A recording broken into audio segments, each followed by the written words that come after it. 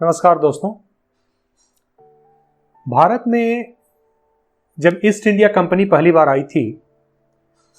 तो उसने व्यापार करने के लिए भारत के सारे नियमों का हवाला दिया, उसको मानने की शर्तें अपनी रखी और व्यापार शुरू किया। हालांकि हकीकत ये रहा कि उसके बाद ईस्ट इंडिया कंपनी ने भारत को सिर्फ एक पैसा कमाने का साधन समझा और वो पैसा कमा करके ले गए, लेकिन उनके सारे नियम कानून इंग्लैंड के चलते थे। ये कोई नई चीज नहीं रही है, भारत में ऐसा बहुत पहले हो चुका है और आज भी इस बढ़ती हुई व्यापारिक व्यवस्था के बीच में और तकनीकी प्रसार एवं प्रचार के युग में ये फिर से एक बार हो रहा है दोस्तों। तो हम आज इसी मुद्दे पे बात कर रहे हैं, जहां पर कि डिजिटल प्लेटफॉर्म पे कुछ कंपनियां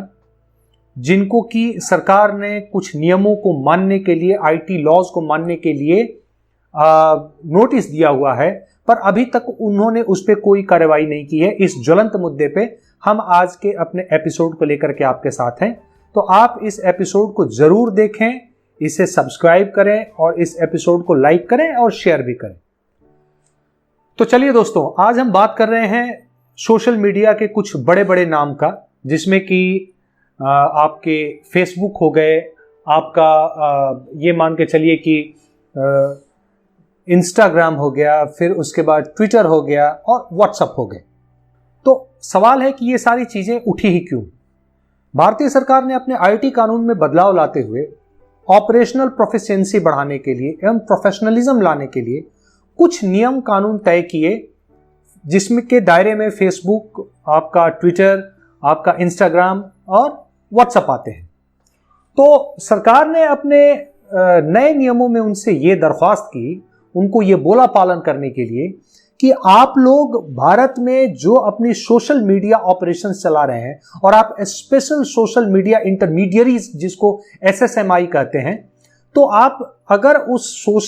स्पेशल सोशल मीडिया इंटरमीडियरीज में अपना स्थान पाना चाहते हैं, जिसकी पहली शर्त है कि कम से कम 50 लाख यूजर होना चाहिए, तो आपको कुछ कानूनों का पालन करना पड़ेगा, जो कि भारतीय कानूनों के दायरे में आते हैं और सरकार द्वारा एवं जो है आपके संसद के द्वारा पारित किए गए। उसमें यह था कि आप भारत में अपने तीन स्तर के ट्राई रेगुलेटेड आप अपने एम्प्लॉयज को, या आप ये कहिए कि कुछ ऑफिसर्स को आप अपॉइंट करिए और उस 3 अधिकारियों में आपके होने चाहिए चीफ कंप्लायंस ऑफिसर, उसके बाद उसमें होना चाहिए आपका चीफ नोडल कॉन्टैक्ट पर्सन, और उसके साथ साथ एक अथॉरिटी होनी चाहिए जो ग्रीवांस हैंडलिंग, जो जिस तरह के मुद्दे आते हैं, जो आप ये कहिए कि किसी तरीके का कोई भी विवाद हो, कोई भी किसी तरीके का कोई गलत कंटेंट हो, तो उस ग्रीवांस को हैंडल करने के लिए एक नोडल ऑफिसर होना चाहिए और वो तीनों के तीनों भारतीय होने चाहिए। पहली बात। दूसरी बात ये सरकार ने कहा कि आपके सोशल मीडिया पे अगर कोई भी आदमी शिकायत दर्ज कराता है तो आपको 24 घंटे के अंदर उसकी शिकायत पे सुनवाई करनी पड़ेगी और 15 दिन के भीतर उस शिकायत करने वाले को बताना होगा आपको कि आपने उसकी शिकायत पर क्या एक्शन लिया।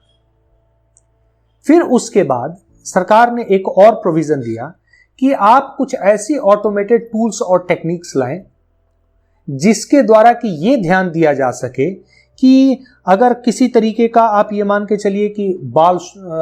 यौन शोषण का कोई कंटेंट डाल रहा है, कोई रेप का डाल रहा है, किसी तरीके की इस तरह की कोई गलत कंटेंट डाल रहा है, तो उसकी ऐसी इंफॉर्मेशन की पहचान की जाए जहां पर कि उसे पता चले कि इसे प्लेटफॉर्म से हटाया गया था और उसके बाद फिर इसे किसी ने किया या फिर उसे परमानेंटली उन लोगों ने अपने कंटेंट को डालने के बाद हटा दिया था। यानी कि उसका पहला सोर्स क्या था, फर्स्ट जनरेटेड सोर्स क्या था, ये कंपनी को, सरकार को बताना पड़ेगा। इसके बाद कंपनी एक मंथली रिपोर्ट पब्लिश करे जिसमें महीने की आई गई शिकायतें हो, बाकी तरह की चीजें हो, उसको वो पूरी तरह से पब्लिक डोमेन में ले आए, उसमें ट्रांसपेरेंसी हो। और अगर आपने किसी के कंटेंट को हटाया है, किसी यूजर के कंटेंट पे सवाल उठाया है, हटाया है, तो आपको उसको उसका उपयुक्त कारण देना पड़ेगा कि आपने इसको क्यों हटाया। आप उसको बिना एक प्रॉपर रीजनिंग जिसको कहते हैं बिना दिए, या आप ये कहिए कि अगर किसी ने उसको शेयर भी किया है और आपने उसको हटाया तो आप ऐसे नहीं कर सकते। यानी कि हर यूजर को आपको एक वैचारिक, उनको तार्किक जवाब देना पड़ेगा कि आपने इन मुद्दों के चलते इसके कंटेंट को हटाया। अब आज इस चीज को लेकर के व्हाट्सएप दिल्ली हाई कोर्ट में भी गया है। हालांकि सरकार ने इनके दावों की हवा उड़ा दी है कि एक तरफ तो आप कहते हैं कि आप अपने सारे जो भी यूजर्स हैं उनका डेटा अपने पेरेंट कंपनी फेसबुक को शेयर करेंगे, दूसरी तरफ आप हमारे कानूनों को नहीं मान रहे हैं। तो हम तो उन चीजों के लिए आपसे इन कानूनों का पालन करने के लिए कह रहे हैं ताकि जो गंभीर अपराध हो, जिससे सांप्रदायिक कोई दंगे भड़कते हो, कोई यौन शोषण का मामला हो, उससे हम एंड यूजर तक, उसका जो फर्स्ट सोर्स है उस तक हम पहुंच पाए। और अगर आप इन कानूनों को नहीं मानते हैं तो क्यों आपको स्पेशल सोशल मीडिया इंटरमीडियरीज का तमगा दिया जाए, आपसे ये टाइटल क्यों न छीन लिया जाए, फिर आप आम डिजिटल चैनलों की तरह यहां पर बिहेव करोगे। तो कहने का मतलब है कि सरकार ने इस बार काफी सख्त कदम उठाया है, जो जरूरी भी था। इसके पीछे का सबसे मैं महत्वपूर्ण रीजन आप लोगों से शेयर करता हूं मित्रों, कि ये कुछ डिजिटल मीडिया के जो प्लेटफॉर्म्स है, कुछ सोशल मीडिया प्लेटफॉर्म्स है, कुछ टेक्निकल प्लेटफॉर्म्स जो है, ये अपने स्पेशल सोशल मीडिया इंटरमीडियरीज के आड़ में, अपने इस रेपुटेशन के, अपने इस बैनर के आड़ में आज के दौर में देश विरोधी गतिविधियों को भी बढ़ावा दे रहे हैं, चाहे ट्विटर हो चाहे कोई भी हो। इस पर कई तरह के भ्रामक जो है वो अफवाहें चल रही हैं, इस पे कई तरह की चीजें चल रही हैं, और वो चीजें हमारी देश की राष्ट्रीयता और एकता को खतरे में डालती हैं। अमेरिका में किस तरह से इन लोगों ने किया डोनाल्ड ट्रंप के खिलाफ, ये किसी से छिपा नहीं है। सेम काम ये लोग भारत में भी कर रहे हैं, तरह तरह के फ्रिंज ग्रुप्स को एक साथ लेकर के, तरीके तरीके की ऐसी चीजों को अपने साथ लेकर के, जिनका जो आप ये कहिए कि उन लोगों का जो मेंटल एस्पेक्ट है, जो उनकी मेंटालिटी है, वो किसी तरीके से भी देश को समर्थन देने के तौर पे नहीं है। तो right to speak, freedom to speak की आड़ लेते हुए, फ्रीडम टू टॉक इसकी आड़ लेते हुए, इन डिजिटल मीडिया, इन सोशल मीडिया प्लेटफॉर्म्स का कुछ ग्रुप, कुछ लोग काफी ही नाजायज फायदा उठा रहे हैं मित्रों। वैसे तो ये सरकार ने बहुत ही अच्छा कदम उठाया है, पर इसके अलावा हम सब आपके साथ जितने भी देशवासी हैं, हर एक देशवासी का ये कर्तव्य बनता है अभी कि इन सोशल मीडिया प्लेटफॉर्म्स के इन ज्यादतियों के खिलाफ, जो इनकी मोनोपोलीज हैं, जो इन्होंने अपना बिलियंस और बिलियंस डॉलर का बिजनेस हम लोगों के प्लेटफॉर्म से, हम लोगों के यूजर बेस से ले रखा है और या डेली वो जनरेट कर रहे हैं, इसके ऊपर हम भी आवाज उठाएं और सरकार को सशक्त करें। देखिए,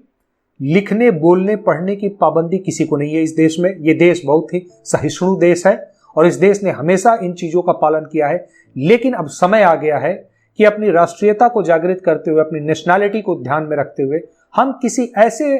सोशल मीडिया का, किसी ऐसे टेक्नोलॉजी प्लेटफॉर्म का, किसी भी ऐसे ग्रुप का सपोर्ट न करें, उनके लिए अपना पैसा इन्वेस्ट न करें, या उनको किसी तो और तरीके से बढ़ावा न दें जहां से हमारे देश की एकता, अखंडता, हमारे पॉलिटिकल सिस्टम, हमारी सॉवरेनिटी, हमारी डिग्निटी को खतरा पहुंचे। तो मेरा आपसे यही अनुरोध है और मैं चाहता हूं कि सब कोई इस चीज को बहुत ध्यान से पढ़े और इसके विरुद्ध में हर प्लेटफॉर्म पे जहां आप प्रेजेंट हो अपनी आवाज उठाएं। तो आज का ये एपिसोड था हमारा इस मुद्दे पर। उम्मीद है आपको पसंद आया होगा। ज्यादा से ज्यादा संख्या में इसको देखें, लाइक करें, सब्सक्राइब करें चैनल को स्काई एंड माई विंग्स, और हम फिर आपके साथ मिलेंगे एक ऐसे ही राष्ट्रहित के मुद्दे को लेकर। धन्यवाद, थैंक यू।